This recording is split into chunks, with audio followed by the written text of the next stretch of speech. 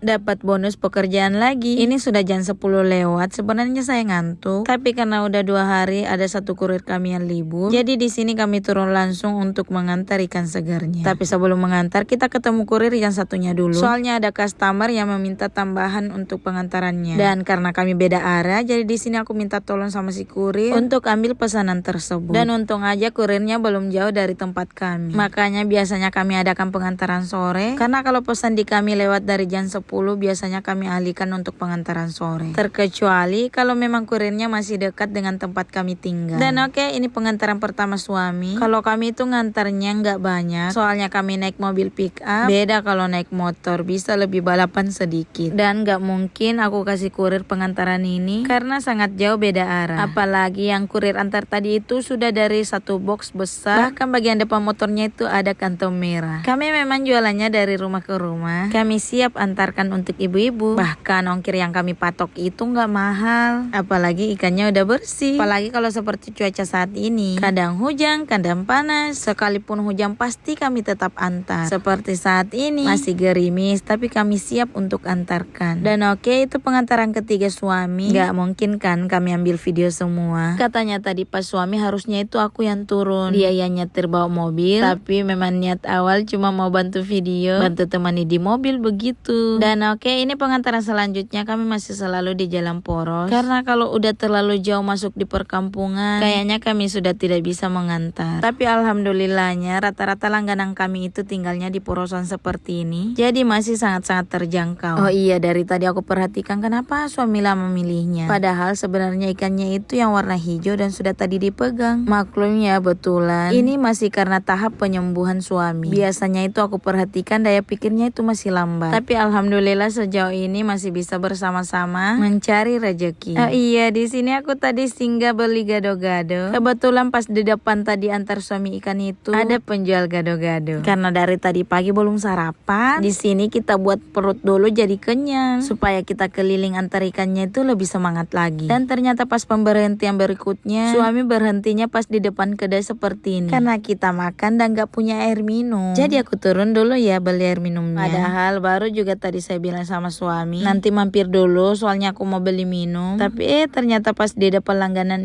ikan rumahnya itu ada kedai buka seperti ini. Kan kalau udah kenyang seperti ini jadi semangat lagi antar ikannya. Dan pengantaran selanjutnya masih di Jalan Poros seperti ini. Dan ada pembeli ikannya lama ditunggu, kadang juga ada yang cepat guys. Pokoknya saat pengantaran ada saja ceritanya. Dan oke, ini pengantaran selanjutnya dan sudah berlangganan lama juga dengan kami. Dia itu terkenal dengan penjual emas yang ada di daerah situ. Karena kita juga perempuan rempong, jadi sini kita turun. Kita mampir di penjual emas dulu.